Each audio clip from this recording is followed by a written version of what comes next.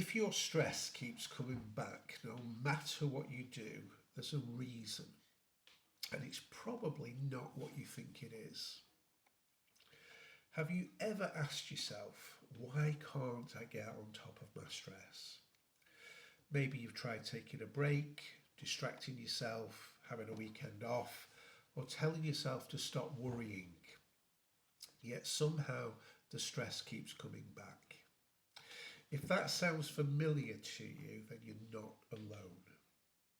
My name's Rick Cardwell. I'm a psychodynamic counsellor, therapist, and this is a short video to help you understand more about stress, but also to give you some pointers, some tips into how you can learn to manage it more. One of the biggest misunderstandings about stress is believing that it will simply disappear on its own. We hope that if we ignore it for long enough, things will somehow get better. But stress doesn't usually work that way. The truth is, many of us have developed habits of stress without even realizing it. Think about it for a moment. We wake up and immediately check our phones. We scroll through social media, we read the news. We think about everything we need to do today. We worry about what happened yesterday and what might happen tomorrow. And then we wonder why we feel stressed.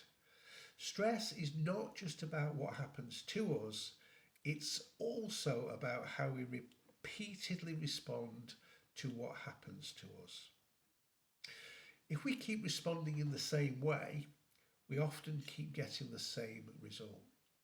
Now, I want to be clear, there are many genuine reasons why people experience stress and anxiety. Environmental factors play a huge role. Experiences such as childhood adversity, bullying, difficult relationships, financial struggles, trauma, or ongoing pressures that can all contribute to anxiety and chronic stress. These experiences can shape how our brain learns to respond to the world. For example, if someone grew up in an environment where they constantly felt unsafe or criticised, their brain may have learned to stay on high alert. Years later, even when the danger is no longer present, the same stress response can still be activated. Now, this isn't a weakness, it's a learned pattern, a learned behaviour. The good news is that learned patterns can be changed. One of the most important things I teach people is that stress isn't only created by external events, but it's also influenced by what happens internally. Specifically, our thoughts, our focus, and our habits. Many people spend so much time thinking that they no longer think about their thinking. So let me explain. Imagine you're sitting at home and your phone buzzes.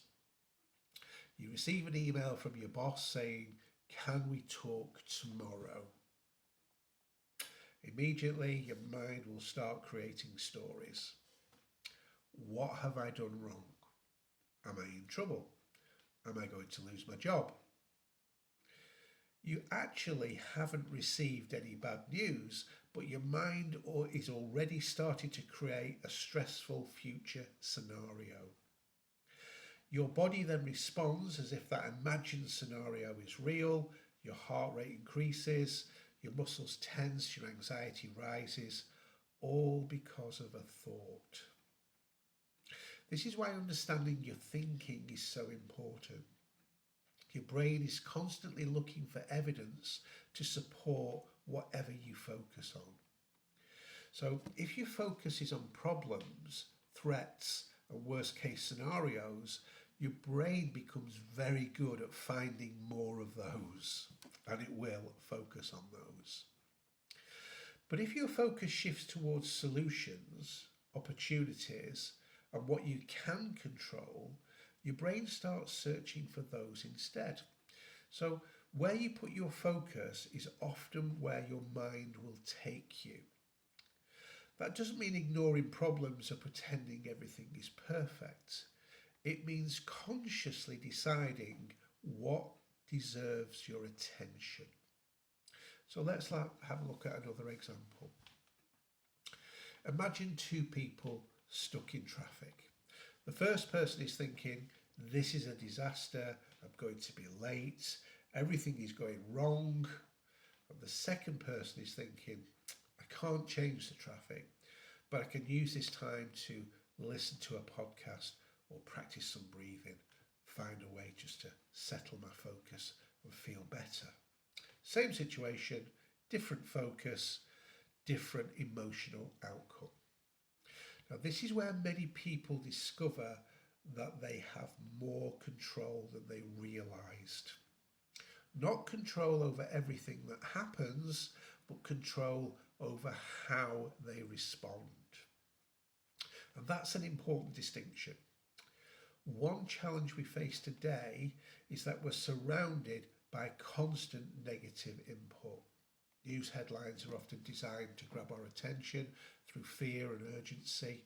Social media can create comparison, pressure, and information overload. The more time we spend consuming negative content, the more material we're giving our minds to worry about.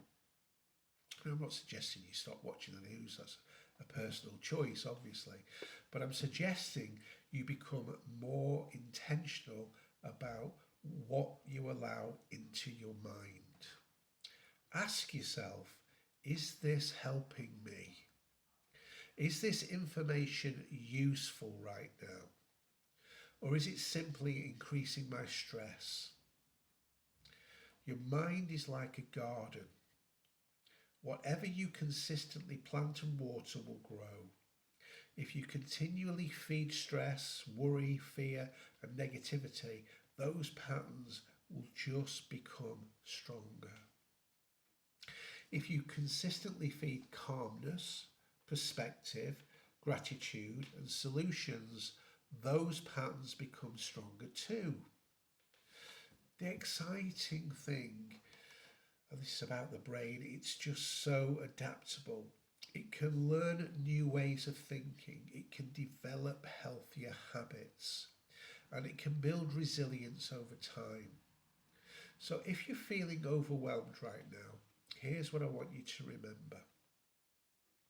You're definitely stronger than you think. You have more influence over your emotional state than you realise.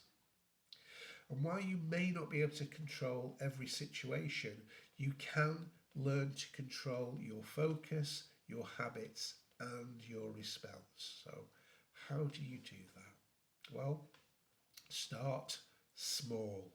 Set a low bar. Notice what you're thinking. Pay attention to where your focus goes. Reduce unnecessary negative input and ask yourself better questions. And remember that lasting change comes from practicing new habits consistently, not from hoping the stress will simply disappear. Because when you learn to manage your mind, you begin to manage your stress. And when you manage your stress, you create more space for confidence, calmness, and control in your life. So thanks for watching. If this message has resonated with you, please share it with someone who might need to hear it. And if you follow, like the channel, the whatever these social media things need to get out there, please do that. And hopefully this message can help and encourage other people. So again, thank you for watching. I'll be back with another video very shortly.